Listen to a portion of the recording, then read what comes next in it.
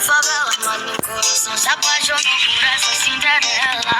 Ela é da zona sul, loirinha de olho azul, e passei pro pai. Diba? Dun pala yung bahay ng pinsan ko guys, yung may motor. Ayun, doon. Tapos dito kami lagi bumibili ng fries. Tapos dito naman yung bahay ng teacher ng aking kaibigan. Tapos dito naman ang binibilan namin ng mga gamit.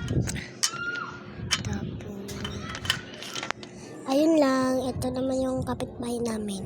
Yan. So ito ang tahanan namin. Yan. Ito pala yung third floor. Ayan. So may tao lang kasi dyan. Oh, may tao. Diba? Ayan. Tapos second floor naman tayo. Teka lang, patayin ko lang to ah. Patayin ko lang.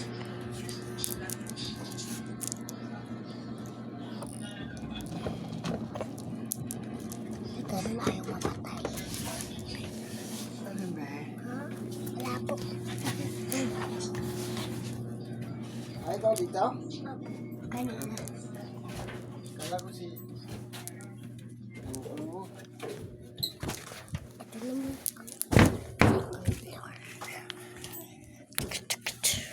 may binta natin kami.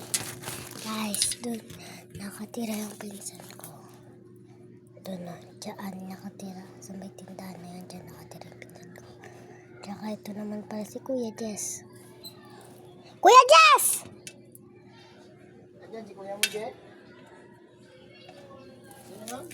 Kuya Jess! Tawagin mo nga. Hindi naman kuya mo. Hindi po. Hindi po si Tito Jet. Sige. Kuya Jess. Ano mo, Jet doon? Tito mo, Jet. Ha? Mayroon daw 100. Nasa trabaho pa po. Ha? Sa trabaho.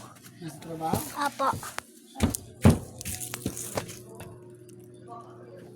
Ayun siya.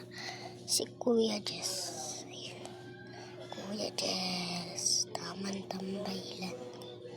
Kuya Jess. Ayun na si Kuya Jess. Ayun naman si Kuya GM. Ayun na yung dumaan. Yung kinausap ni Kuya Jess. Ayun na. Umalis na siya si Kuya Jess. Okay. Wala na. Ay, tsaka nga pala ay yung bahay ng pinsan ko ha.